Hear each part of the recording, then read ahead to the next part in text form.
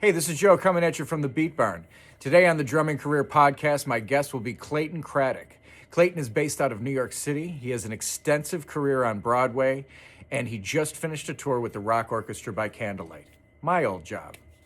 So we're going to talk all about that. We're going to talk about his new book on how to have a career as a Broadway drummer. So if you are interested in having a career in musical theater, or if you're just interested in hearing two guys that have been around for a very long time talk about a career as a professional drummer, check this out.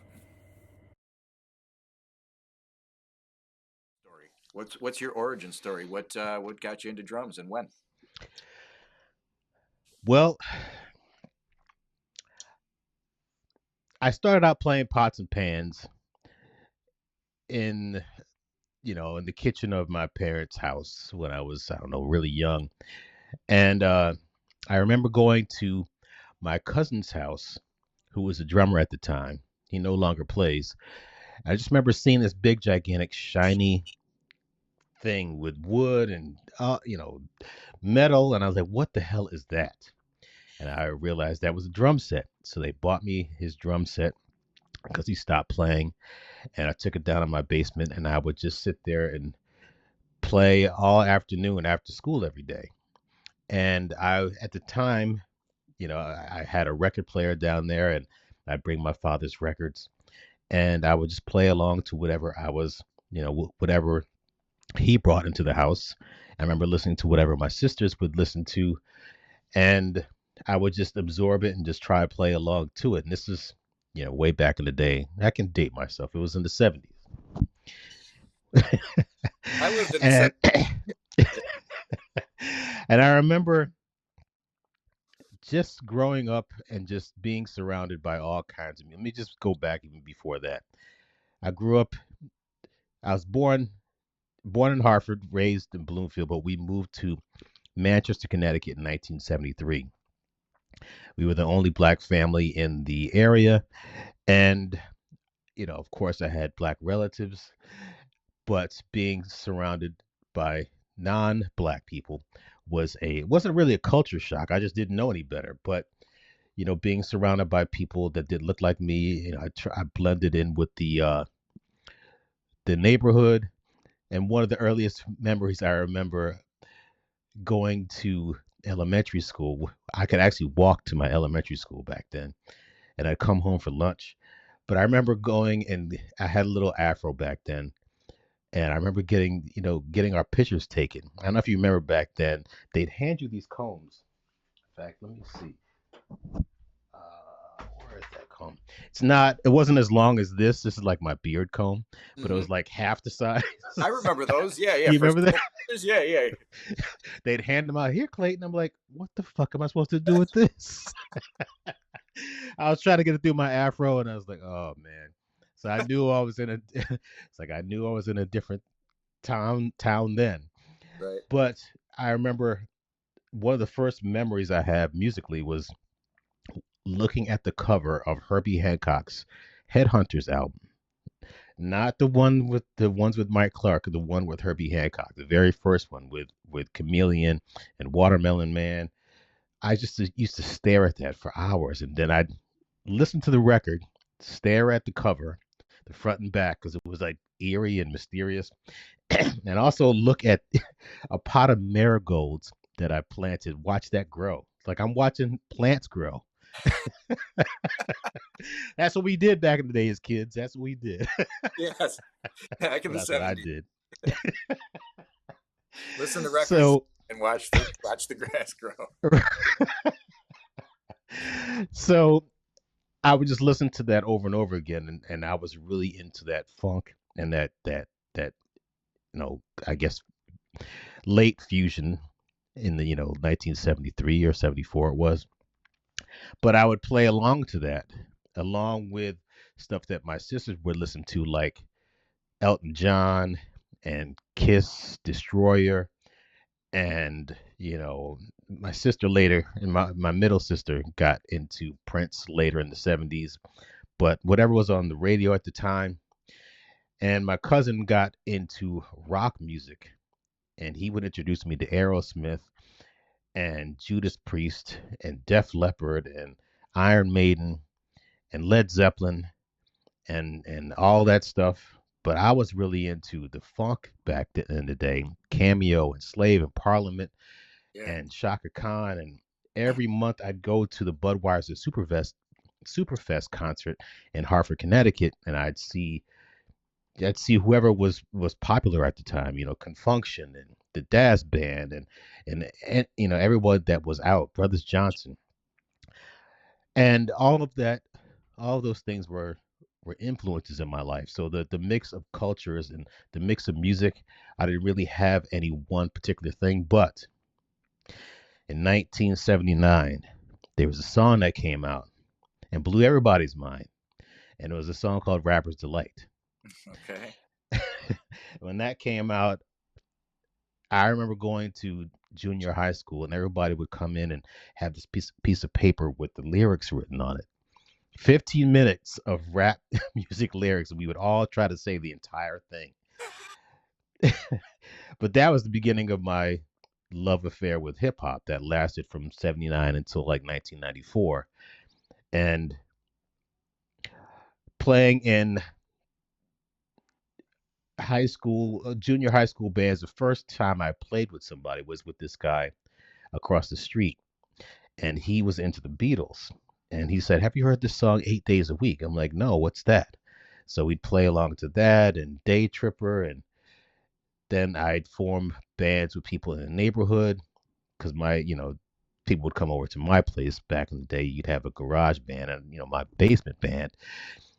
They come over my place, and there was a couple of people I played with. We had this rock trio.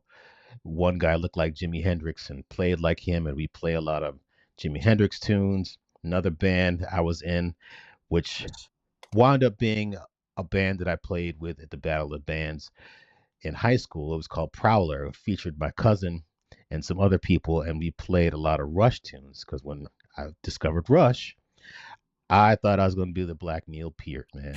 How old were you at this time? This is high school? Yeah, high school. I heard Tom Sawyer, and I was like, okay, what the hell is that?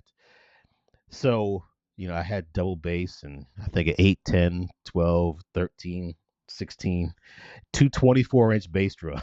Whoa. Cannons. So the You fun, had cannons. You had giant cannons for bass drums. That's awesome. I think I even took off the front heads and put a pillow there. It was the 70s. Remember Dead Ringers, by the way? Do you Yeah. remember Dead? I remember But Dead those Ringers when those were like the thing. Yeah, yeah. And there was always, the classic confrontation with the old timers that were like, Dead Ringers are drums are supposed to ring, and then it was right. yeah. Especially the sound of the 70s, man. You listen to something like Your Smiling Face by James Taylor, those Mhm. toms, Yeah. it's dead. But that was the sound back in the day. But I played in the band that I played in for that Battle of the Bands. The band was called Prowler, and we played 2112 at the beginning of it, not the whole thing. And some other things back in the day, like you got another thing coming by Judas Priest and uh, Run to the Hills by Iron Maiden. Yeah. But we were competing against another band who were kind of seasoned pros at that time. They were in high school too, but they were playing around Connecticut and around Hartford. And I knew them very well, and they're still friends to this day. But their band was good, and they went on after us. And their band was, there was the stage, and then there was the seating area, and the area between the seats and the stage. It wasn't actually a pit, but it was a high school auditorium. But Hmm. they set up the band down there. But the lead singer decided to come from upstage, I think is what it is, in the back of the auditorium, and ran across the stage and jumped over the band and landed like on a seat.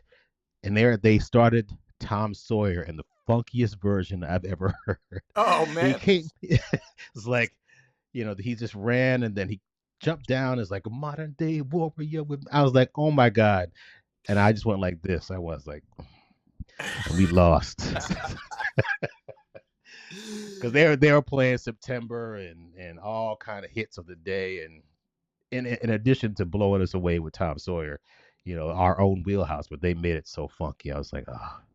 But after high school, I really wanted to go to Berklee College of Music, but my father was like, no, look at all these jobs. He took out the want ads and he took out all these accounting jobs. It's like, look at all the jobs you can get as an accountant. You should study accounting. I can't support you in this music thing. It's like, Wow. we argued and argued and argued. But I didn't go to Berkeley. I went to Howard University because I wanted to go to a historically black college. And my sisters had gone to black colleges and they had a great time. I was like, let me just choose one of the best ones. So I went to Howard University, and I was in the marching band in junior high and high school, but it was nothing like the black marching band at a HBCU. Now Oh, Howard's I what imagine that had to be like the real deal. And I would just real quick, what was your major? What did you major in at Howard? I majored in business, but I hated every single minute of it. Wow. I one of the first days I saw the marching band practicing, and I went out and they invited me over, and they were like, "What do you play?" I say, "I play drums." They said, "Go around the corner," because that's where the drum section was practicing. And I went over there, and I don't know if you've ever seen Drumline, Yep. that movie. Yep. Well, there was a really hothead kid that came in and thought he was taking over. I wasn't a hothead. I was really shy back then, but they were like, "Put on the drum." So I put on the drum, and my hands were good at that time, Hmm. and they were like, "Play this, the 5-stroke roll." Da da da. I went da da da, and everybody else was like at attention like this, not even looking because you couldn't really look around. They're like, "Do this, da da da da da da." I did the same thing, and they basically said, "All right, take his drum, you stand right here." Basically, I took somebody's slot, Oh which yeah, is kind of, you came in and which you is took kind it. of, You broke his heart. it was kind of messed up, but I was like, okay. So I wound up eventually being the section leader of the drum section a couple of years later, and it was a great time. And like I said, I studied business, but I didn't want to study that. Plus, the people that were there, they were, I just found them to be very cold, calculating. And I remember going to one class and we were talking about corporate mergers, and they were like, you know what? When we get out of here, if you start a business, I'm going to take your business over. I'm going to do a corporate take. I'm like, Whoa. you guys are just mean. Wow. So Well, I just, how old though were you when you actually first? You said you played on the pots and pans and stuff like that. But when you started your garage band and played, you said you were in junior high. Is that right? yes. Okay, so we have like a similar course of chronology. And then one other thing about the business, do you feel like what you did learn in it while you studied business, did you any of that translate over to your music career? Yes. In fact, the music business is a business. And I Yep. didn't really focus on the business aspect of my life until, I don't know, it was really until I started looking at musicals and what really went into creating them. And I started exploring all of that stuff when I was the drummer for Ain't Too Proud, The Life and Times of the Temptations. When I started taking a step back and I was like, okay, what is this person doing over here? What is this section over here? What do the producers do? How much does it really take to actually create a Broadway musical? And I started to do all that, and then it all kind of ended in March of 2020. And during that time, I realized how cruel people could be in the real world, and how cutthroat things can be, and how you're not promised anything. And I was like, you know what? Yeah, being a musician is great, but I really can't control who hires me and who fires me. And of course, you can't do that if you're a business owner too. You got to sell products. But I realized you have more control if you have products and services to sell, and you have. I tell my kids this all the time. There are, I guess, 8.5 billion people on the planet. There's got to be at least 100,000 that will buy your products. And I tell them there's got to be at least a million women for you, Nassim, and a million men for you, Sahar. Out of those a million, there's got to be at least 10 in the area that you live that are perfect for you. You got to find those people. So when it comes to being a business owner, you just have to find people that are willing to purchase your product or service and provide that to them over and over again. And that's how I decided to move forward after the pandemic, because I'm like, no one's out here looking out for me. So I'm like, I got to create things on my own. That's why I created my platform, Broadway Drumming 101, which we'll talk about later. Perfect. Yeah, yeah, that's great. That's where we're going. So we got the origin story. So now you're in the drum line. You just you got your vengeance on the band that beat you in the battle of the bands. You took it out on the poor drumline guy whose gig you took.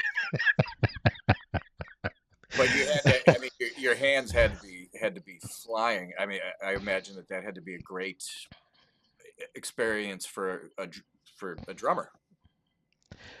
Yeah, it was one of the things that I was pretty good at. It's funny, you get older, I'm not nearly as fast as I used to be, even though during the rock orchestra show, as we talked about before, I got a chance to go back to those days of playing drum solos, because I used to do drum solos all the time. Again, I was, I used to watch Neil Peart, I used to watch Steve Smith, and all the rock drummers that did great drum solos. I'm like, that is cool. So Hmm. I was the man back in the day of drum solos, and I was cool. And I didn't have to, I hate I'm not a big fan of jazz anymore, and I don't really like solos because it's like, look at me, look at me. Yeah. Uh, I'd rather play in an ensemble and in a band and be a cog in a machine. Of course, I'd like people to pay attention, but I'd like people to pay attention to us Right. instead of every song. It's like I got to do a solo and I want to do it this way, and it's like too self-absorbed for me. But I was pretty good at it back in the day, and so when I did the drum solos for the rock orchestra, again, it was different because it was like a minute, and I was just playing a whole bunch of stuff to make it sound good and look cool, and I was playing fast, and it kind of reminded me of those days back in high school and junior high. But yeah, my hands were pretty good, and I was also a person that grew up playing traditional grip and match grip, because I would play traditional grip to do certain things and to play jazz.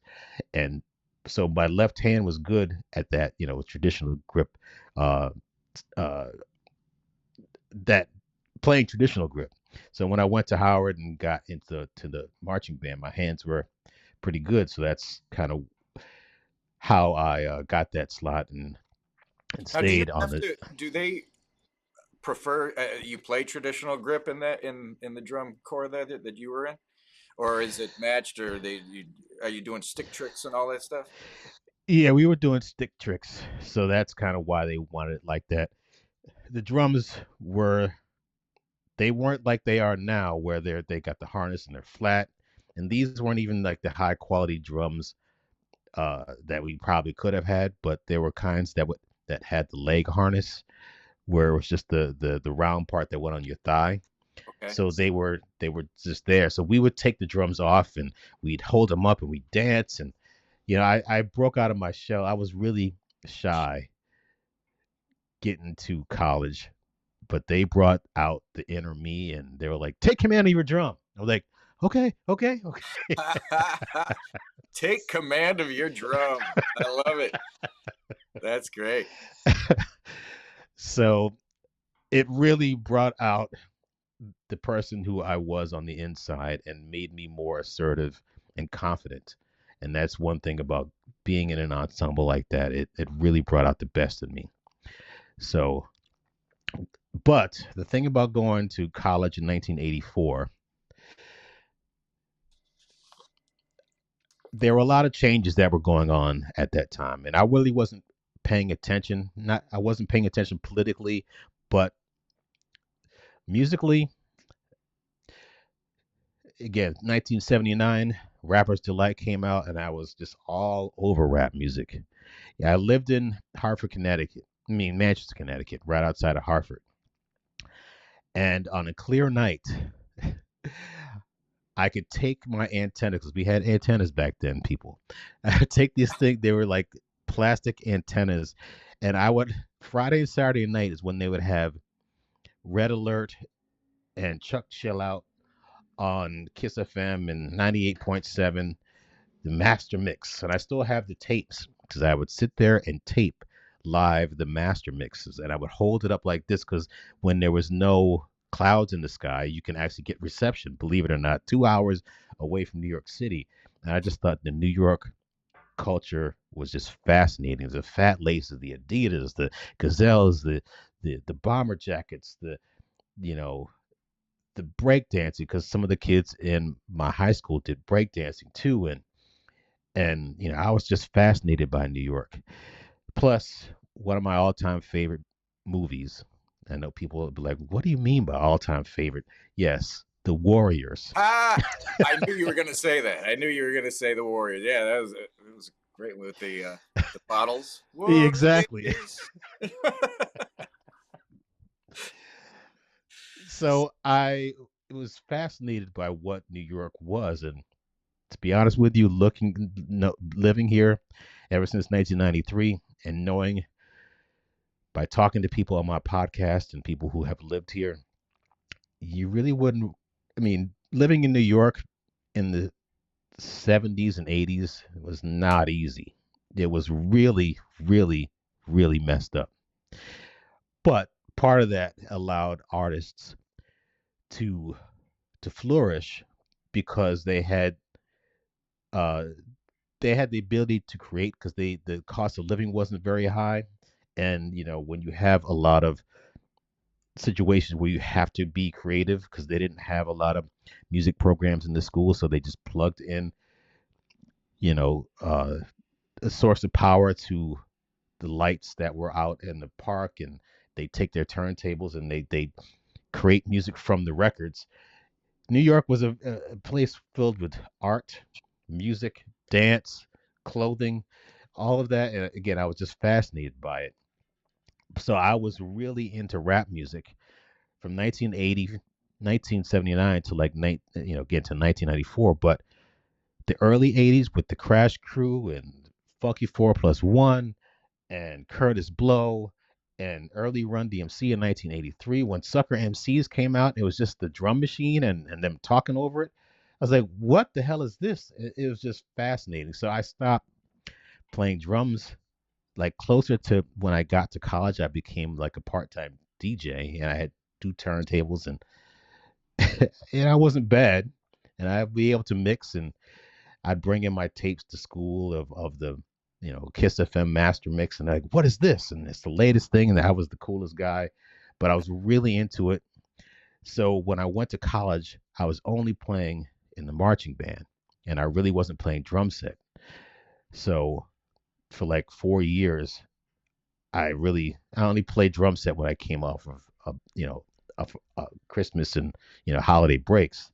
So my chops weren't very good when I got back onto the set, like in 1989. But anyway, that's an extended remixed origin story. Gotcha. Well, it's a good one. It's a good one. And you're obviously, I mean, the music that you're exposed to is great. You run all over metal and all the stuff that you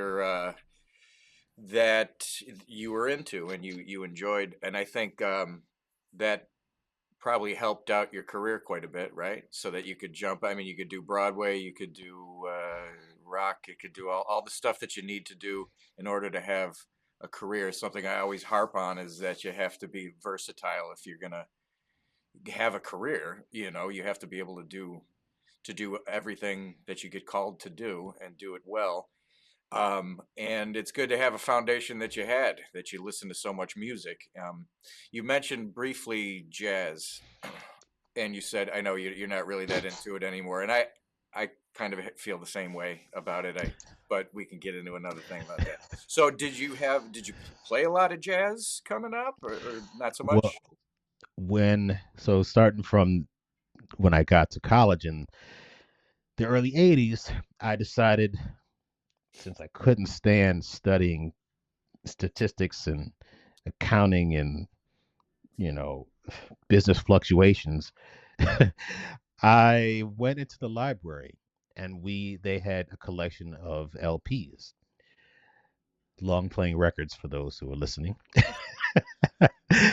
And I was like, I'm going to learn all about jazz. So I'd take out a Miles Davis record, Kind of Blue. I'd just sit there and listen to it. Then I'd take out John Coltrane, A Love Supreme, and I'd listen to it. And I'd take out, I found all the giants, but I just remember those really specifically. And I really enjoyed what I was listening to. And I would hang out with a lot of people in the fine arts building, and go to the practice rooms and hang out with the man. I realized I was pretty much a music student, because whenever I'd take a music course, I'd get an A. And my first, accounting one, I got a D, and counting two, I got an F. And it's just, I also realized I took a psychology course, Introduction to Psychology, Monday, Wednesday, and Friday, 8 a.m. I would never get up. I'd miss um, the classes because I'd be up practicing with the marching band, and I was so into it. I'd go to bed at musician hours at like 2 o'clock in the morning. So getting up was never a thing for me. And again, there are just warning signs that showed up early that I was never really meant to be a morning person, and I still am not a morning person. I get up at 9 o'clock,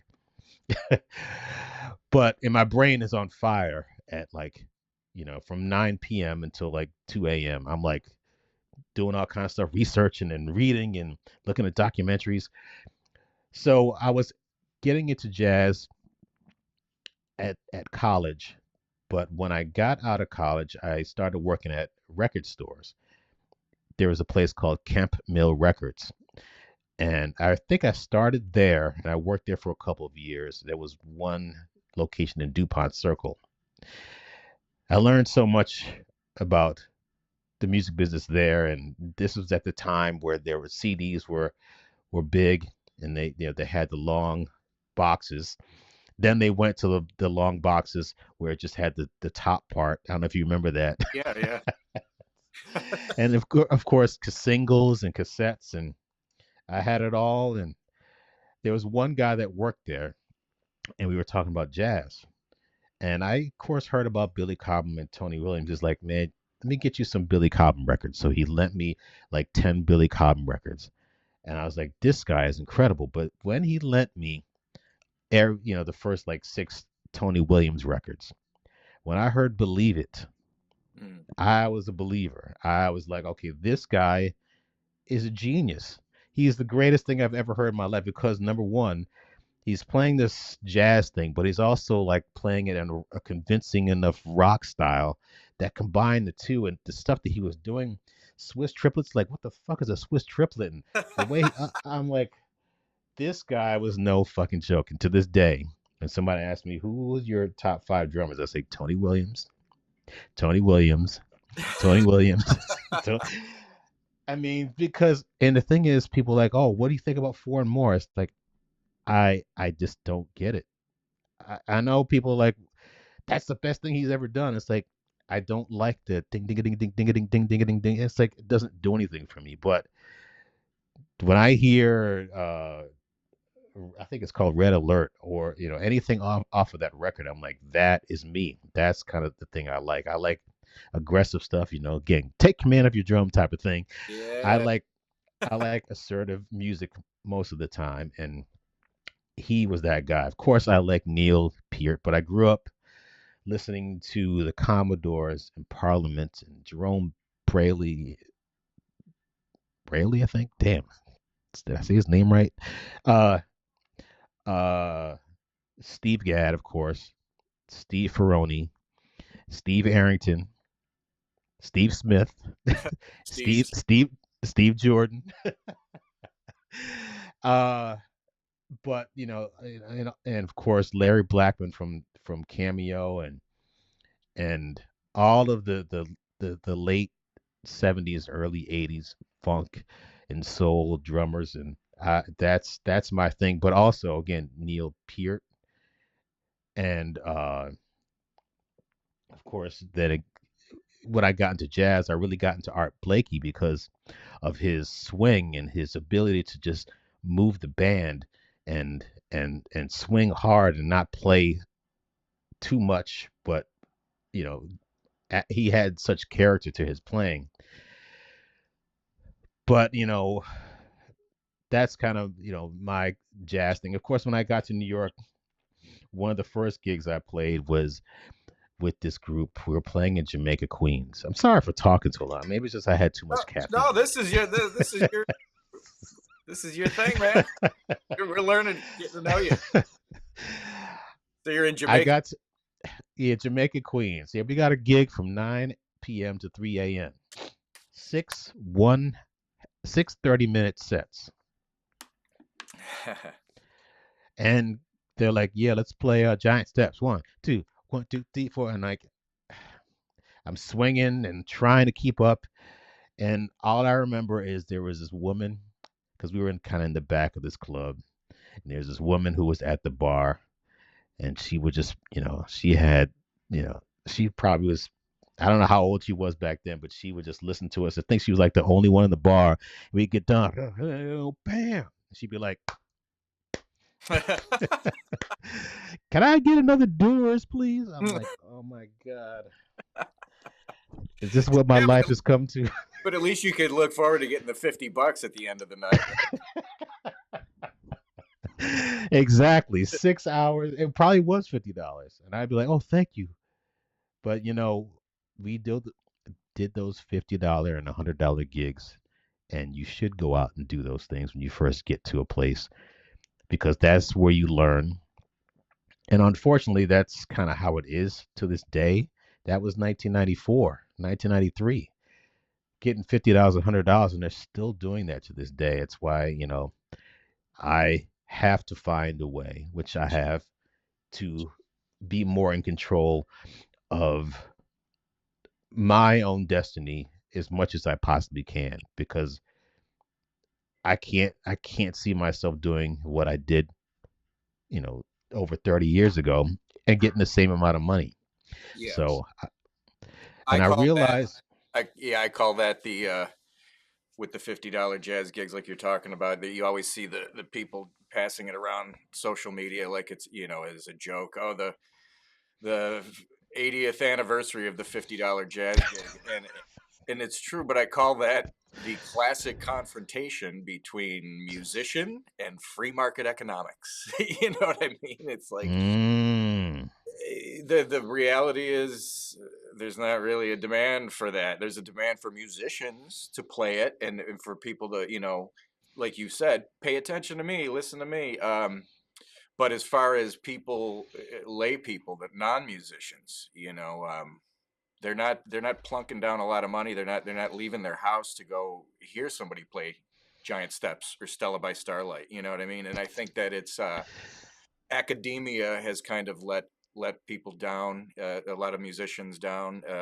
I know that when I was at Berkeley, it was I think I bought into the idea that jazz was what sophisticated people played. You know what I mean? You had to be mm, a killer jazz player to be taken seriously, and so like playing the stuff that I could do in my sleep, the pocket stuff and all that was almost like that's low class. That's low class stuff, and the jazz it was what you wanted. And then when I got done with Berkeley and went out into the real world, it was like, yeah, I could do these $50 jazz gigs, or I can do these other gigs that pay a whole lot more money and is and anyways, that was my take on it. I just felt like the academic world had put so much weight on studying jazz and being a jazz player and doing all of this stuff with jazz, and I think you really should study the music, but it's just like the percentage of priority. You know what I mean? That they put into being like a great jazz player and all that stuff. And I just think about the amount of hours I tortured myself trying to play like Roy Haynes or something like that. Being a guy that didn't listen to, I didn't grow up with that stuff. You know, a lot of our musical backgrounds are similar. You know, I was into the funk. I think the first thing Stevie Wonder. You know, I mean, I came out of the womb playing the beginning of Superstition. Yeah, you know that pickup and so that was natural to me. But I tortured myself for years trying to be this great jazz player, and now when I look back at it, I go, again, glad that I did what I did. I would probably put it in a different priority, if that makes sense. You know, over the years, especially recently, when I hear people say, "Yeah, I went to college and I got my degree in jazz performance," I'm like, what does that mean? It's like you get there and you learn how to do you learn how to actually like look cool and when you Right. perform? I like the thing. I got my master's degree in jazz performance. Really, you should have got it in Sanskrit. You know, you remember that line from that movie? It's like if you're majoring No, in a 2,000-year-old dead language. Okay, right? How much? How much that's your funny. student loan cost? So you have a master's degree in jazz performance. Good for you. The lighting person on the rock tour, Josh. There were three Joshes on it on this latest tour, but he went to Berkeley and he was $130,000 in debt. Woo! And he said he's paying like his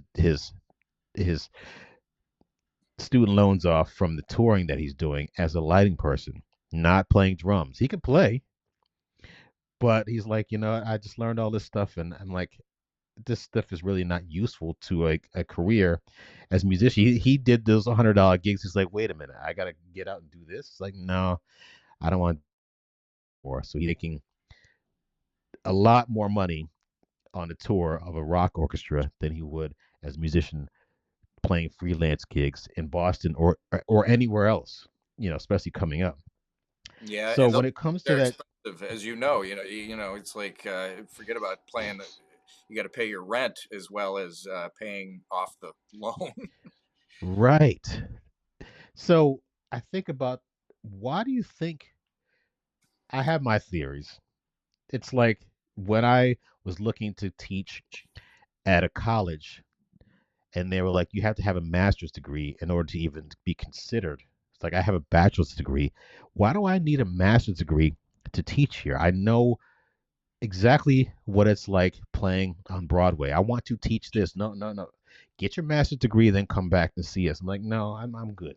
That's why I started Broadway Jumping 101, and I wrote a book. I'm like, forget you guys. You can get a better education by paying $24.99 for my book than you can by paying $130,000 4 years being at Berkeley. I'm sorry, but you can. I And you did. can It was also, the thing. That's how I came up with the drumming career course, because it was like after I got out of Berkeley, and it was okay. Well, now you got to pay the bills. So how are you going to actually do this? And it was like mapping out this whole business strategy as to, looking what other people were doing and seeing how this stuff worked with the freelancing and all that stuff. That was stuff they didn't teach us at Berkeley. I could play. They didn't mm, teach you that part of the actual vocation of being a professional musician. Broadway thing. So now we're in New York, right? Now oh, we're in but New York. Oh, were you before gonna? we go there, Yeah. I just want to ask you a question. Why do you think, like I said, I have my theories. Why do you think so many schools for music think that jazz is, or classical, jazz and or classical are the highest forms of music, and they think that's really what people should be studying? And like you said, I wouldn't say necessarily it's a dead language, but it's not something that, the younger people are not going out to see jazz. Well, when they do, they're like, maybe I should go see jazz because I heard it's good. And they sit there like I am. And like you are, we know jazz, but we hear ding ding ding ding ding ding ding ding ding ding ding. Then they're looking at each other like, okay, where's one? Bang ding ding ding ding. I'm like, you guys don't know what the fuck you're doing. It's, and I don't know what you're doing, and I'm not tapping my fingers. I mean, snapping my fingers, tapping my toes, or moving my ass. So it's not moving me, but again, I'm not like maybe I'm just not the customer, but I, I think it's not as something that most people are going to pay and listen to like they would rock orchestra or Taylor Swift or Beyonce or Ray or whoever. I think it's music that was popular, but even when you listen to some of those live jazz recordings back in 1959 and 1965, and you hear glasses tingling and people talking over them, they're not paying attention to all the stuff that they're doing because they didn't understand it. So yeah, it's high level music, but it's like I don't know. I'm kind of rambling, but I think to me it seems like the same gatekeepers that won't allow somebody like me to teach at their university. It's like, well, if you don't study what I did and you don't know the giants of jazz, then you're not really you can't really be a part of this fraternity. Like, what do you think the reason is for focusing on jazz so highly? I I think that, well, there's probably a couple of things. Like with Berkeley, I believe that it's probably just left over from what put what Berkeley's origin story was, which was Berkeley was the outlier from all the classical conservatories. Berkeley was the only school that you could go to and study jazz and not have to study classical. So that Mm. back in the when Lee Burke first opened the school, that was the intent. So all of the music theory that they teach, all of the harmony and everything, is based on jazz theory, as opposed to when I went to get my associate's degree, I studied classical, and that was all based on the classical stuff. We studied the Bach and all of that stuff, and went through all the different eras, and we learned the different harmonies of classical. No jazz harmony in the 2 years that I studied uh, for my associates. But then when I went to Berkeley, that was the thing. Everything was based on jazz theory. What I will say, two things there. I think that Berkeley seems to be adapting more to that. I think that they realize the writing on the wall that they have to be teaching modern production, modern music, and the stuff that people actually like. All the music you mentioned, but there still is that foundation that's there, and I think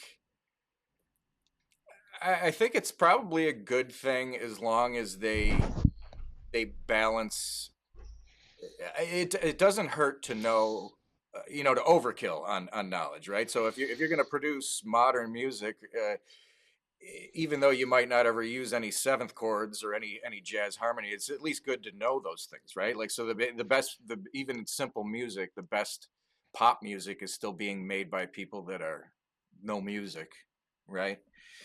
Um, so I think that it's probably good to have an appreciation for it and to study it, and it is really because of the improvisation side of it. I think that it's good for musical development all around. Even if you wind up being a DAW producer and you never improvise in your life, I still think there's value to it. That's kind of my take as to why they do it. I think that the master's degree stuff is also probably a lot of just the keeping keeping themselves in business, keeping the colleges in business. I hear you on that. Now did you say you moved to New York in 84 or in 90? Yeah, I went to college in '84. After college, I stayed in DC, worked at record stores, and I wanted to get into the music business. And I heard back then it's either radio or retail. And I remember I had an interview at Warner Brothers in like 1990, and I came up here by myself, and I walked in, I saw the WB on the carpet, and I had the interview, and the guy was I was some kind of famous executive. I was so nervous. Of course, I didn't get the gig, but thank God, the music business was it rule number 4080 that Tribe Called Quest said the record company people are shady. Yeah, they are, and I don't want to. Again, it was kind of reminding me of being back at the Howard School of Business. It's like you guys just awful people. You guys take advantage of people. So I wanted to do the retail thing, so I stayed in DC doing retail.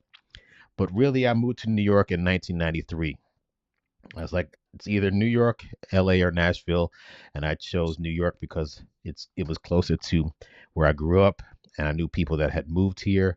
My cousin had moved here to work on the movie Malcolm X by Spike Lee, so I had connections here. So I moved here, and I initially lived in Williamsburg, which back in 1993, Williamsburg was not the Williamsburg it is today. Right. Again, if I was thinking like I think now, I would have said, even though I didn't really have that much money, I should have bought a place in Williamsburg back then. Yeah. I stayed there for a year or so, taking my car and driving into Manhattan, going to Terra Blues jam sessions or the Bitter End jam session or any other jam session. There was Mikel's was closed by that point, but there was a spot called, I think, called the Metropolitan on the Upper East Side, where a lot of musicians would hang out, and I would go just see everybody there. Kenny Arnoff would come and sit in, and I saw Sean Pelton, and all the top musicians would go and hang out there. I don't know why they'd go to this restaurant, but that was like one of the few places left. Manny's Car Wash on the Upper East Side, the Blues Place, and I was just doing whatever I could. And eventually I moved to Jersey City. I lived out there from 94 till I can't remember when. But again, if I was thinking like I'm thinking now, I should have bought a place Right. in Jersey City back then because now Jersey City is blown up. Yeah. That's why now when I think about where I'm going, it's about strategic. I do things strategically. Of course, you live in, but ownership to me is the key. I never owned a home in my life, and it's about time for me to do that. Not only just for my own financial satisfaction, but also to pass it down. I own the copyrights to all of my publications. I own uh, anything in any intellectual property is mine. And if you want to buy it, I realize that people, one of the things I learned from business school is that, especially the way people have gone through life, and I've learned how people create businesses and then sell them. That's where my mindset is right now.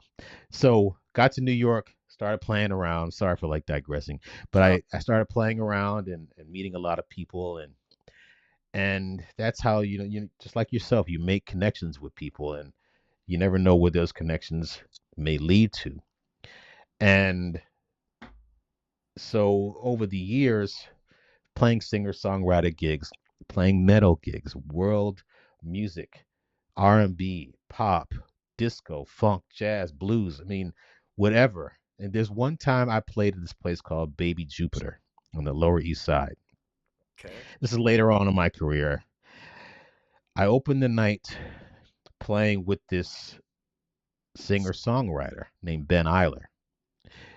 The next gig I had at the place was the next slot because they all wanted me to play a Baby Jupiter, but it was three different bands on the same night. So my drum set stayed up there, played the singer songwriter gig.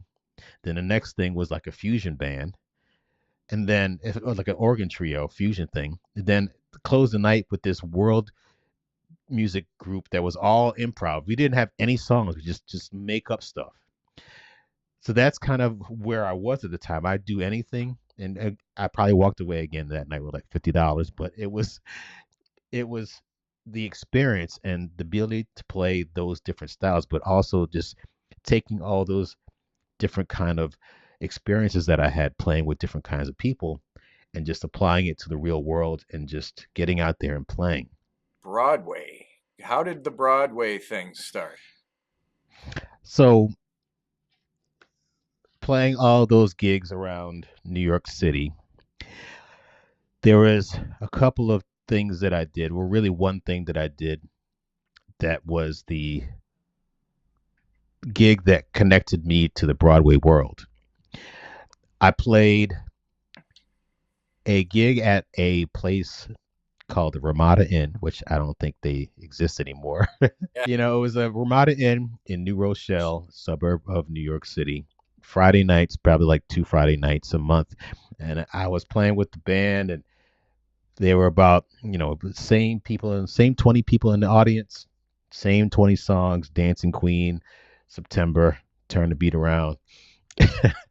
And the band was killing, though. Great musicians. And one of the musicians in that band was a guitar player named Matt Beck. Matt Beck was doing a lot of Broadway stuff at the time, from what I understood. I think he was the guitar player for Tommy, which was the Who's show that was on Broadway at the time, and he was all part of that ecosystem. And we were just talking in between sets, and we'd hang out for a little bit, and I liked the way he played, and he liked the way I played. And he said, "Hey, man, I heard about this tour that's going out. First, it's going to be a 3 month sit down at the Rio in Las Vegas. And then it's going to be going on an 11-month tour. I said, would you be in?" I said, hell yeah, I'd do that. So I eventually wound up going out on that. I went to Vegas. I had a great time in Vegas in 2000. And then we went all across the United States. My first time seeing the United States and seeing parts of California I hadn't seen, in Washington State and Peoria, Illinois, and Boise, Idaho, and Lexington, Kentucky, and all over the place. I realized back then also that there's a difference between North Carolina barbecue and Texas barbecue. So I learned a lot about the United States, and I was just I learned that, man, the West and the Rocky Mountains, this is one, as we talked about before, this is one incredible country. And to try to conceive that we're still one country is still mind blowing to me. But after that, Matt, it's like 10 months in, Matt Beck said, "Hey, man, I heard about this show called Tick, Tick, Boom. It's an off-Broadway show coming into New York. It's written by Jonathan Larson. Would you be interested in coming off the tour?" I said, hell yeah. So I left and I came back to New York. We did that show. It ran for 6 months or so. And my name got around because it was a show written by Jonathan Larson, who was the person that wrote Rent. And the drummer for Rent at the time found out about me, said, "Would you like to sub at Rent?" I said, hell yeah. So I did I did that, and my name got around. I started subbing for Rich Mercurio at Little Shop of Horrors. And a couple of years later, I got my first off-Broadway show. It was called, that was my first off-Broadway show, Tick, Tick, Boom. My second one was Altar Boys, and that was at New World Stages, and that ran for 4 years until 2009. But between 2005 and 2009, I was subbing for Buddy Williams at The Color Purple, and Bill Lanham at Evita, and some other shows in town. And meanwhile, I was still playing the weddings and club dates and all kinds of different gigs, keeping my fingers in all kind of pots. And I should say, keeping my irons in the fire. I don't want to put my fingers in the pot. We'll edit So, so in 2009, I got my first Broadway show, which was called Memphis the Musical. And I was very fortunate to get that. And we eventually went on to win the Tony Award in 2010. I got to play on the Tony Awards. And at that Tony Awards performance, we had pre-recorded it before, but we were on stage and I was miming and I was lifting my hands up and pretending I was, playing really cool. You can actually see it on the recording. But I remember I was thinking, I'm on stage at Radio City. There's 6,000 people looking at me right now. And we're about to go on. And I see the light for the TV. And I was like, damn, there's millions of people that are about to watch me now. And I looked down because at the time, there was Fela, which is a musical that was competing against us, $1 Million Quartet, but there were producers of Fela, which were Will Smith, Jada Pinkett, Beyonce, and Jay-Z. And I looked down, all four of them were in the front row, right in front of where the light is. Like, God, that's Beyonce. My gosh, she is so fine. 3, 2, 1. So I had to get it together. Yeah. But man, she. So we performed. I had a great time, and we went on to run for another couple of years. And I was, it was after my divorce, and I was just living the life. I eventually became the in-house contractor, so I was making a lot of money on my own. Had a Broadway show, single man, couldn't tell me nothing until the show closed. I'm like, oh my god, what do I do next? Mm. So you have to survive. Fortunately, I landed, some things here and there, but you go back into the same circuit that you started before you got the show. Because if you like cut everybody off, it's like, you got to start all over again. But eventually, I got another Broadway show a couple of years later. And the thing is, as a musician in New York, it's one thing I've noticed. January through March are really lean periods because nobody's getting married, nobody wants to go out. It's really, really tough. And I look at my calendar, and it's like tumbleweeds are on my calendar instead of gigs.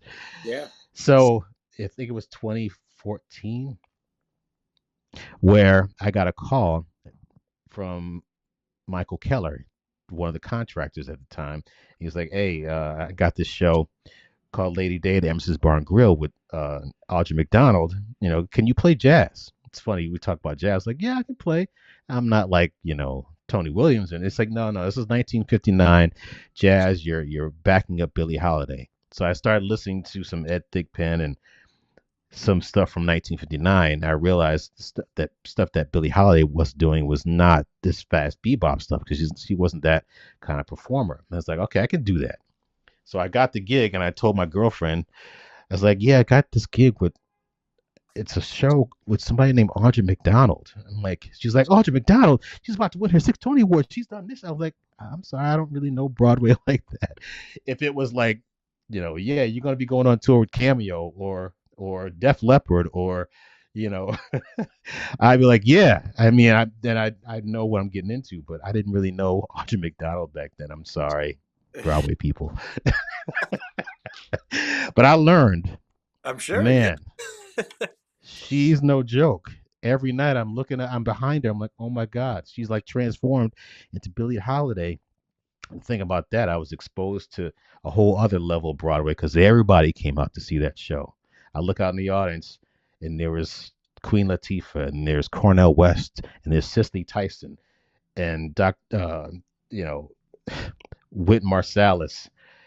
At a certain point, I'm gonna just ask you this question because it happened to me until I realized it's like they're coming to see me. Like, have you been in a situation where you're on stage and you see, Stevie Wonder couldn't see you, but if Stevie Wonder was in the audience and he was there and you had to play Superstition, like, would you be like nervous? Or did you ever get to a point where you're like, you know what, you're here to see me, I'm gonna do my thing? Were you ever in the past like, oh shit, this person's in the audience and I'm a little apprehensive? I don't. No, I don't think so. And I've had some scary people in the audience. It'd be like Dave Weckl and stuff like that. And I think the first one that that I remember in New York was at the bitter end, and it was Salt from Salt and Pepper was Oh, in. really? Yeah, and she was there, and I was a little bit like not starstruck, but just like, oh yeah, there she is, there she is, and I'm going to play drums, and there was definitely a little bit of like she's going to notice me, you know what I mean? Like, oh, maybe Mm, she'll notice me, and yeah, yeah. I'll be going out on tour with Salt and Pepper.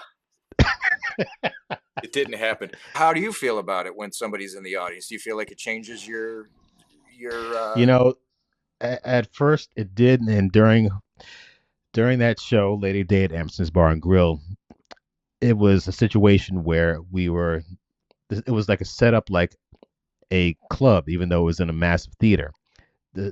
the floor had chairs where everybody would sit down like it was a nightclub. So there were tables. They didn't really sell any food. They didn't sell any food, but I think they gave drinks out. And the table that was right near me, right below my hi hat, because I'm on stage left. Shelton's on stage right, George is in the middle, and then of course Audra's right in the front of everybody. But we do 5 songs. Again, we were playing jazz songs, and I listened back to what was playing, and it's swinging. And again, I could play jazz, but again, I'm not. And I even had a solo, and I listened to it. I was like, oh, it's not bad. Pat myself on the back until I'm playing, and then I see this woman sitting down by herself, and she has a hat on. She's waving to Shelton back to the music director. And I later found out that was Valerie Simpson. Oh yeah. But there was another woman that came to sit right next to her. And I'm sitting there playing ding, ding, ding, ding, and I look, and I was like, oh shit. This woman comes and sits down. She's looking at me. She's like smiling. And then in between songs, I'm like, you play drums, right? And she was like, yeah. It was Terry Lynn Carrington. Nice. So she sat down right there next to Valerie Simpson, looking at me. She wasn't like this, but I felt like she was like this. So I'm sitting there. I played the next song. It's like, ding it, I'm like, you know what? I can't do this shit like she can. What the fuck am I doing? So I stopped. I was like, I'm gonna do me, because that's all I can do. So I can't play like her or anybody else of her caliber. But afterwards, she left a note on my snare drum, and it's like, great job, Terry Lynn Carrington. I'm like, oh my God, she left me a note. That's awesome. Yeah, she's something else. You were talking about Tony Williams. She's like the Tony Williams protege. So now this is you're fairly established, or you're doing some shows now, and your name's getting around, and so where do we go now? Now you start to. I know you said that things started to change around the time of the pandemic. Yeah. So after Lady Day, eventually got a chance to take the chair over briefly at Avenue Q, which is off Broadway. Then, every year January would come, and it just kept being a pattern. And I'm like, okay, something's got to change. So I got to figure out some other way of doing this, because I can't keep doing this every single year. And before the year 2000, New Year's Eve gigs would pay thousands of dollars, or they would pay a lot of money. Yeah, That that at least double your regular pay. Yeah. right, and everybody would be scrambling, and that went away. So club dates didn't pay as much until I kind of started demanding more later on in my life. And the last club date band that I played in, I didn't have to bring a drum set, and I got paid most I ever got paid, partly because they were a great band and they liked me and I liked them, and they had the money. But I realized, sometimes you got to step away, or just, move into another level. And if they don't have the money to pay you, or if you can't demand it, sometimes you just don't get it. But I decided, after I got offered the gig to play on Ain't Too Proud, we went to Berkeley, California, to do a run out there, and I spent 10 weeks out in Berkeley. And we were looking to hopefully get a theater right afterwards, but we didn't. So in 2018, they did a 3-city tour. We did 10 weeks at the Kennedy Center, then we did LA, maybe it was 6 weeks, I can't remember what it was. Kennedy Center, LA, then Toronto. And by the time we finished with LA, we found out we were going to have a theater. So I was thinking to myself, okay, this is it. This show is so good. This is going to be my ticket. I'm going to retire from this show, because this is not going to close. So we opened in 2019, in March of 2019, and things were great. And we got one Tony Award for Best Choreography. And things were great. I was making money, and it's like this. I sold all my drums. I'm like, I'm not dragging drums around anymore, because at a certain point in time, first of all, you get older, and those drums get heavier. Yes, they do. So I sold them all. I was like, I'm not gonna. I'm. If you want me to play drums, you're going to have to get them for me. and pay for that too, because I'm moving it to another level. Well, we were going to have our 1 year anniversary in March of 2020, and of course that didn't happen. So much stuff changed. That's when I was like, I got to take control of my circumstance. I'm looking out for myself, my family, my close friends. I can't help everybody. I can't. I can help myself, but also I want to help others avoid the same pitfalls that I did.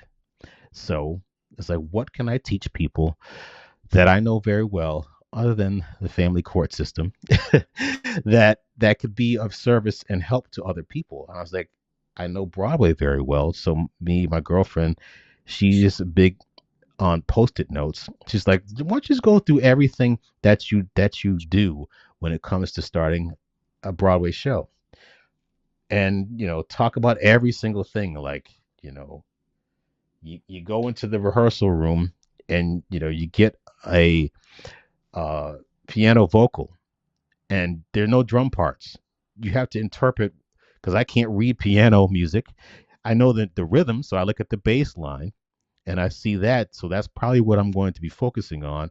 And then we come up with something to to create something new. So we started going through all that, which again it culminated with the platform, and I started writing stuff about the things that I would like to share with people about how it's done, but also decided to talk to a lot of the people that were on Broadway, that are on Broadway, and get their stories, because I started to like, I love talking to people and figuring out their life stories like you're doing now, and to share that with people. And it turned into a much bigger thing than I expected. So Is this a course or a what podcast? right now it's a platform that features a lot of articles and writing about real world tips and useful information. But it's also a place where I write articles about other things, but also it's where I've had all my interviews. And it's going to be a course, but my first thing that I wanted to make sure I got done was complete the book. It's called Broadway Bound and Beyond, A Musician's Guide to Building a Theater Career. It was released on January 19th, and you can get it on hardcover, paperback, or ebook. Soon to also be an audiobook, but it will be a course. But that's something that I want to make sure I got the book done first. But it's a resource for not only just drummers, don't let the name fool you. It's a resource for all musicians. But it started out as Broadway drumming because that's what I do, and I know all the drummers on Broadway. But people that aren't musicians are also on it. I have a music director, I have a contractor, and people that are violinists have checked it out. And so there's a lot of things that can be useful for any musician that wants to make a living in musical theater. What else was that what you were going to mention before we got cut off? You said you were about to make like an announcement about NAM. You said something about this will probably air after NAM. Yes, on January 24th, 11:30, 2026. I, when this comes out, either I will have spoken or will be speaking at NAM. But it's a 30-minute talk about having a career in musical theater. And it's basically two things that we kind of talked about today. And one of the things that you mentioned before, it's basically two things: being versatile, and it's about relationships. You have to be able to play many different styles, not only just to get into musical theater, but to be a well rounded and employable musician. If somebody like yourself, some they call superstition, and you start playing some swing, some Sun Ra song called Superstition, you'll be laughed out of the wherever you're playing. Yeah. But if you know Superstition, and Run to the Hills, and 2112, and Giant Steps, you're more likely to be hired anywhere than you would be if you just know jazz and if you just know jazz studies. Don't limit yourself. Make sure that you stay open because, there may be one day where you're playing Broadway and you're playing Dancing Queen, but you get a call from somebody that says, I heard about this tour. I don't want to do this tour. You may be interested in doing a tour of a thing called the Rock Orchestra. I'm like, oh, what the hell's the Rock Orchestra? Well, you're playing Dream On. You're playing Chop Suey. Can you do stuff like that? Just like when I was asked, can I play jazz? Yes, I could play that stuff. First of all, I grew up on all that stuff. I didn't grow up playing Welcome to the Black Parade. I didn't grow up playing Chop Suey or Toxicity. But I did know Enter Sandman. I do know Killing in the Name of by Rage Against the Machine. I do know Dream On. I do know Kashmir. So 99%, 90% of what we played on Rock Orchestra, I knew already. And I want to thank you because you are the person that reached out to me for the opportunity to play on the Rock Orchestra tour in the fall of 2025. And I thank you, thank you, thank you, thank you once again. Oh, well, thank you for being available and being awesome at it. And I knew that I could count on you, even though we hadn't met. And this all kind of ties in with what we're talking about with networking and people that we meet. And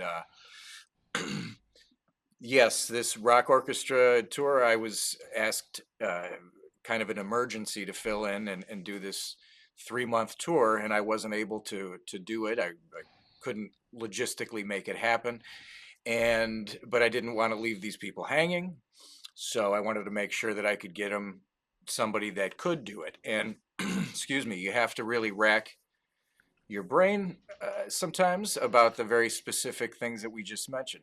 There's a skill set that's involved in this rock orchestra gig that you don't, you have to have the skill set. And I knew for a fact that with your Broadway experience and things that I had heard from other musicians, our mutual friend Ivan Bodley, who spoke very highly of you, and he saw you on I believe it was, you guys were on a wedding. I don't know what gig you guys did, but he had mentioned that you were on drums, and he was happy about that because he said you were a good drummer. And so I'm scrambling at this moment to try to find a drummer that can take a 3 month tour uh, at a moment's notice, who also has the skill set of being able to read music, being able to play to tracks, which is a skill set that you must possess these days, and not a lot of guys want to admit that. And you also have to be um, launch the tracks. Okay, you so there's potential to choke under pressure if you're somebody that is not used to that kind of thing. I knew, because of the Broadway background and everything, you're not going to choke under pressure. That's got to be one of the most high pressure gigs that there is, I would assume. I've never done a Broadway gig. I've done some of uh, the other stuff, but I mean, shows, off Broadway stuff, but I never did an actual Broadway gig. And I got to think, boy, that's got to be, the heat is on, for that thing. And so I knew that you had the skill set, and thankfully you were available, and it seems to have worked out for you, right? What did you think of your big first? That was the longest you were out on the road, right? Am I correct? Yeah, it was the longest, you know, other than that tour in 2000, but I was 25 years younger and I was the oldest person on this tour. It's so funny to think about it, but I didn't feel that much older. I just couldn't party like they could, and they're all great people. I didn't have a problem with anybody on the tour. Sometimes I look back at the pictures and I'm like, oh man, I'm just these people. Yeah. But it was great. First of all, being older and being into history like I am now, I looked at the places that I was going from a more historical perspective. And I'm looking at the list now. We started out in Beaumont, Texas. People are like, oh my God, you're going to go to Texas. You're going to go to Alabama, you're gonna get strung up. I'm like, no, it's not the same. It's not the Beaumont. It's not Birmingham of 1964 or 63. We didn't go to. I didn't go to Birmingham. They did, but in any event, I looked at where I was and looked at the history of where it was and where it is now. And a lot of the things that you see on the media are lies.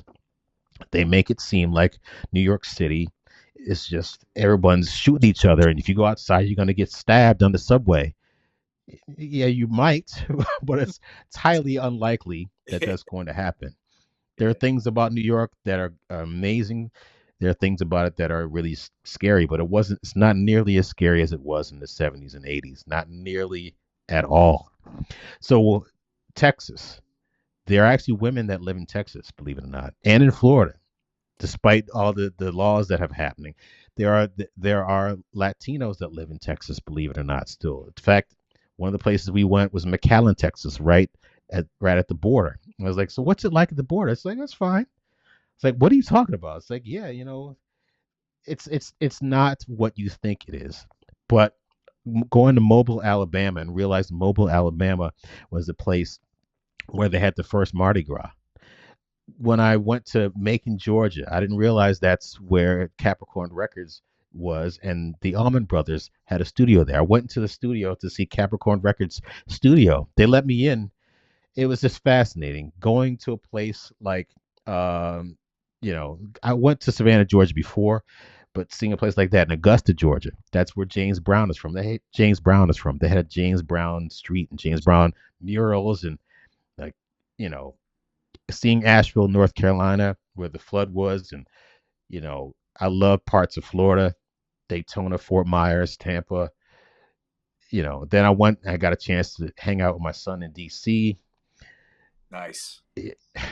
I don't know, Atlanta, Georgia. Sorry for one last thing. No, no, go ahead. Atlanta, Georgia. When I look around, it's the same feeling I got when I went to Howard University in 1984. Again, I'm brown skin. I'm descendants of enslaved Africans. I know what it's like being black, but being around, you go to Howard University. There's a Howard University School of Engineering, Howard University School of Dentistry, Howard University School of Communications. They have a radio station, they have a TV station. Future doctors, future attorneys, future scientists, future Chadwick Bosemans, Hmm. and they all look like me. I'm like, oh my God, this is like utopia, and the women were just incredibly beautiful. That was in D.C. in the early '80s. I go to Atlanta, I'm going down the street, I'm like, oh my God, these people are in Mercedes Benz, and they're all black, and they're all there's all kinds of the diaspora of black people in Atlanta. And I go to Whole Foods, there's nothing but black people there. I'm like, holy shit. This is a black utopia down here. I'm like,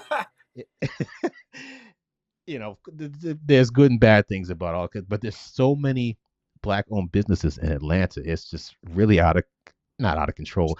It's incredible. So I was like, man, being on this tour, it just exposed me to so many great things.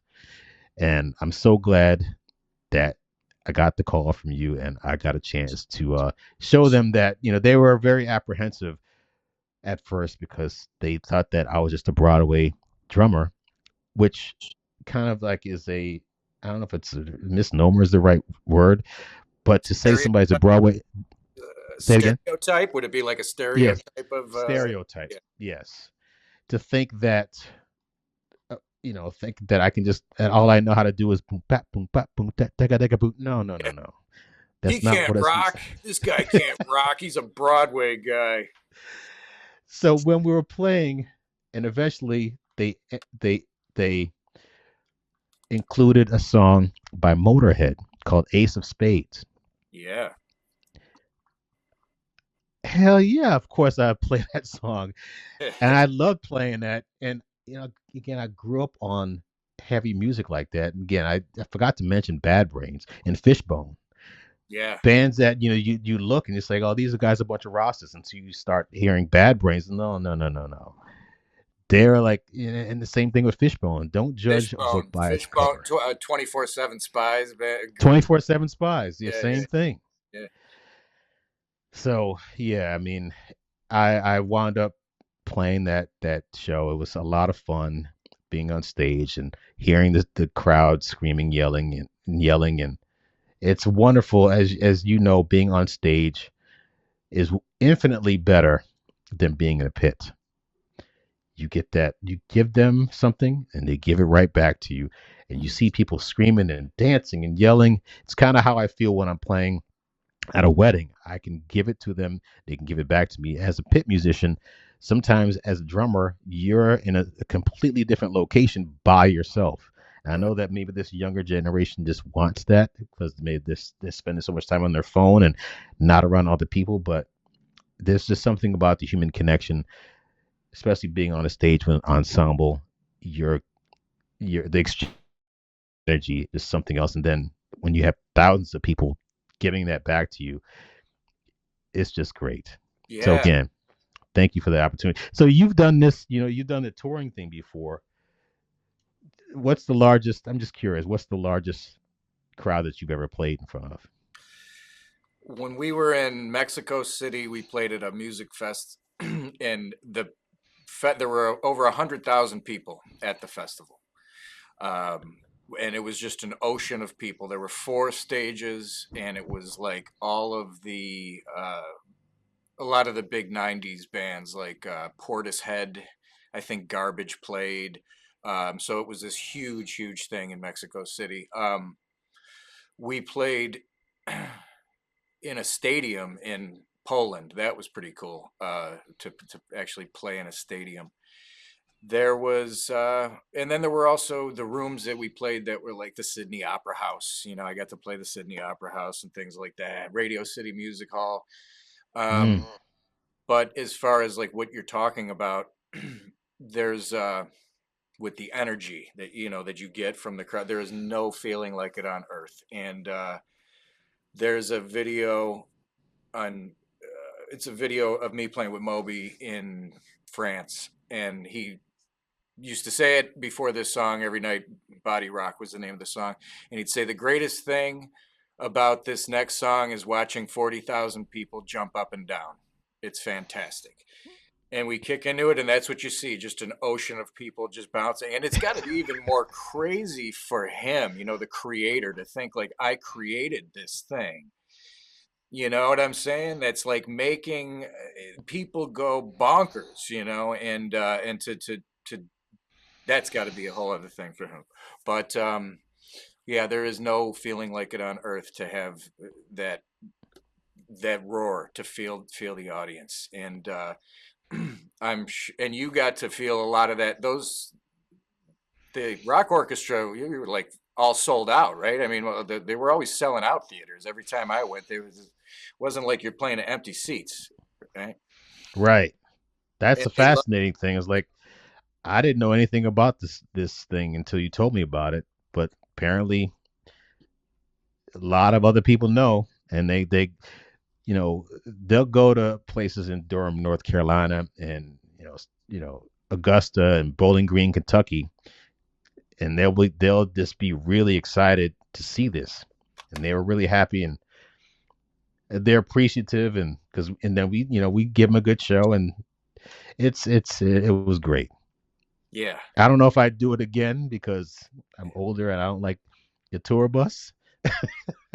right. Well, that was the That's thing. a whole The other thing is just the life on the road part. So you got to play that. This is the good stuff. You got to play on in front of people, and you got to make some money and all of that stuff, and you got to see the world or see the country. So now let's get to the stuff about the road that's just not that great, right? Like the tour bus and the reality of you're only on stage for what, 90 minutes and all that, and the rest of it you got to fill with the reality of living on a bus and all of that. Tell us about that little bit of it.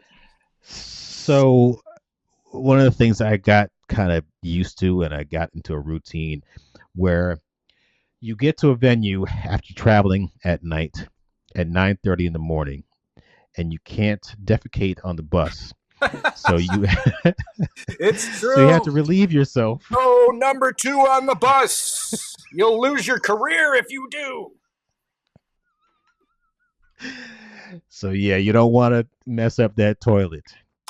So you get out, and for myself, I would go into the theater, put my stuff down into a little corner after they told us where the gentleman of the orchestra room is. And it could be a nice dressing room with 25 places, or it could be a place where you have a table in the middle and everybody's got to change all together right there. Mm-hmm. And I put my stuff there. I clean up a little bit. Then I'd go eat breakfast. Then I'd go explore. I'd usually look for things to go see and know about the history of the place. Then we had our sound check. I had to be there at 3 o'clock. We do the sound check from 3:30 to 4:30 or 5. Then you're done until you have to play the show, and the show usually starts at 8. You play from 8 to 8:45. You're off 15 minutes. Then you play from like 9, 10 to 10 o'clock. Then you're done. Now I had to break down the drum set because they didn't have anybody to do that. Got paid a little extra for that, but I had to break down the drum set after I got off stage, came back on stage. Everybody's breaking down stuff. I put all the drums in. Then I come and I had to take a shower. I take a shower, then I get on the cold bus, and either the bus leaves at 1 o'clock, 3 o'clock, or 5 o'clock. Then rinse and repeat. You go to the next place. You go to Tampa. You're there. You get off the bus 9:30. So you have from 9:30 until 3:30 really to do whatever you want to do. What do you do between that time to make it worth it? Some people sleep because they were hanging out all last night and they get up at 1 o'clock in the afternoon. Or you can get up and I don't know what people did. I mean, you could just hang out. I just tried to make the most of my time because I was like, I don't know when I'm going to be in Pensacola, Florida again. When am I going to be in Bowling Green, Kentucky, or Huntsville, Alabama, or Asheville, North Carolina? I don't know if these places I'll probably never go to again. Maybe Asheville, but I won't go to Bowling Green again. But what's in Bowling Green? Well, Bowling Green, I was walking around and I saw this neighborhood. I saw this plaque, and it's like some plaque about some first African American woman to do this. I'm like, okay, where am I? And I forgot the name of the neighborhood, but it was a neighborhood where all the black people would congregate because they were segregated. And this was the neighborhood where all the black people were there. There was a first black church, then there was a school there, and this is a part of the green book where people would stay when they traveled around the United States. And I went to this barber shop. I was like, okay, what is this town, this part of town? And he came out and we talked for a good half hour about this was that and this. I was like, okay, this is what I'm talking about. This is why I like getting out and actually talking to people. And it was just fascinating to me. But that from 9:30 to 3:30, you got to occupy your time, and then after you get done with sound check, you still have another 3 or 4 hours. You either go and spend your money or you do something productive. And I try to do less of the spending of the money but doing more of the productive thing, and that was just basically getting out and seeing people. And it was easier to do when you're in a warmer climate, because when you're cold, it's like you don't want to go outside. Like right now, I'm not going outside till I actually absolutely have to, like forage for food or go make some or go make some Forged. money That's like great. this. Yeah. So that is the truth. That is life. Life on the road. You wake up at the next city, and it's like, okay, let's let's fill it up with what are we going to do today. And I'm glad that you did have, and you're curious to go see the places, and you got to see people and all that stuff, and then you play.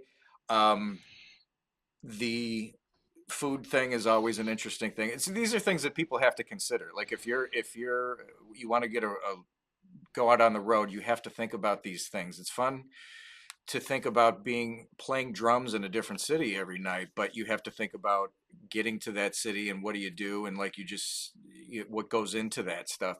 And if you're the type of person who has issues with eating. You know, sometimes people aren't comfortable with they don't do well away from home. Then that's not the gig for you. You touring is going to be absolutely miserable, like a prison sentence. So okay, so that's cool. I'm glad that it worked out great for you, and that you got to enjoy as much of it as you did. So let's go to where we are now, and let's wrap it up. Even though I know we could talk forever. I don't know if people would want to listen to us forever, but so what are we doing now after Nam? I am starting a new Broadway show called Cats, the Jellicle Ball. And we did a production of it at the Perlman Arts Center in the summer of 2024. It's a reimagining of the show Cats, the one written by Andrew Lloyd Webber, but it's done in a manner where it actually makes sense. Oh, Cats, the musical, doesn't make sense because it's just a bunch of vignettes.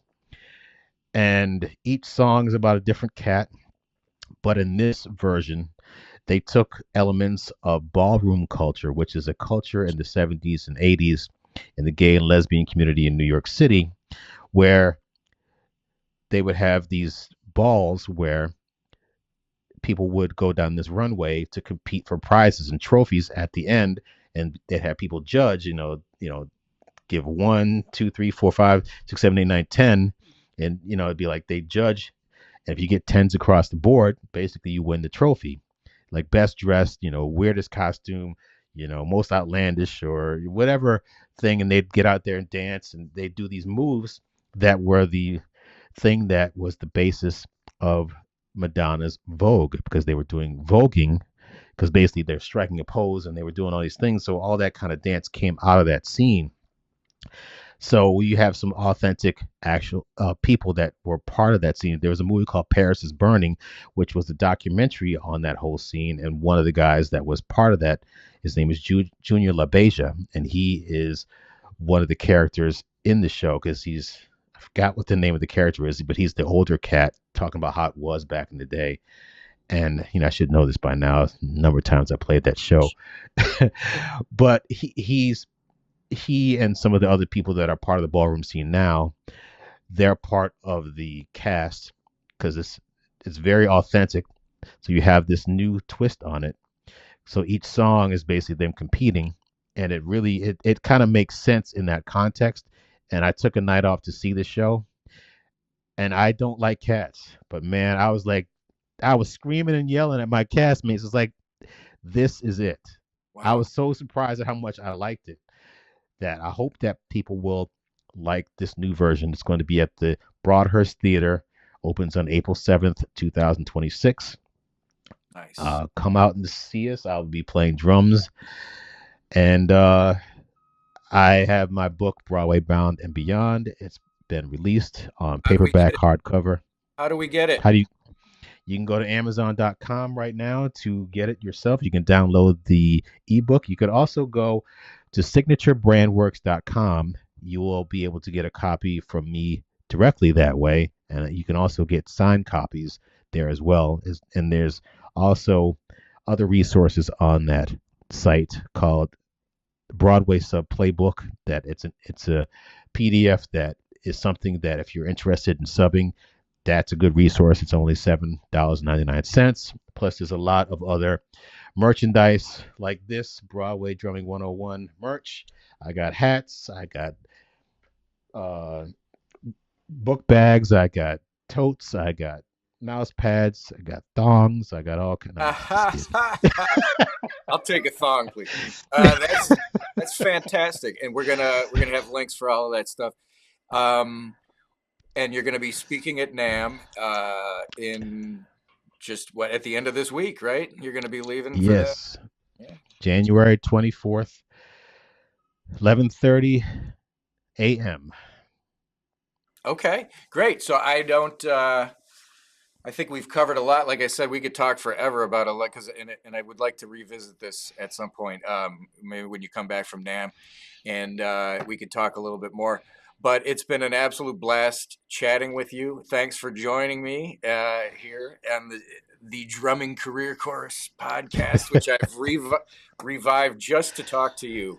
So Yes. we're going to have all those links so that you can get all that awesome stuff. And yeah, have a blast out there at NAM. We're gonna be revisiting you soon to hear how all that stuff went. And we didn't even go into the whole Roland V drums thing and the different approach to playing that, but I was another gonna, time. I know I was gonna mention that. That's the part of the rock orchestra gig that I dropped on you. It was like, oh, by the way, it was like, oh, you could do the gig. Oh yeah. By the way, you got to play V drums. Bye. They're very hard on. Ah, They're difficult on the limbs. I don't think, oh man. but at the same time, there are definitely. I can understand the the pluses to having them. Just in terms of in the situation with where you have all those violins, you have all those acoustic instruments, and all the microphones. And not only that, but you can change the patches. You can make the Yeah. drum sounds match. I get it, but yeah, at the end of the day, they're brutal. Brutal on the forearms. Brutal on the forearms. Mm-hmm. Mm-hmm. All right. Well, we All right. will revisit, and it was a blast talking to you. And I hope that you don't get buried too much in the snow. And if you do, you forage for food before you do that. Call Instacart. Make somebody else do what I do. They make somebody else go out in the cold. I know, man. I'm looking at. I need to get to the gym. I'm looking outside. The trees are bending and it's cold. And I hear the wind howling. I'm like, maybe I just do my push-ups and sit-ups here. All right, man. Anyway, Well, nice thanks. talking to you. My pleasure. And we will talk soon. Enjoy. All right, sounds good. Thank you, man. Thank you. Take care. Bye bye. All right.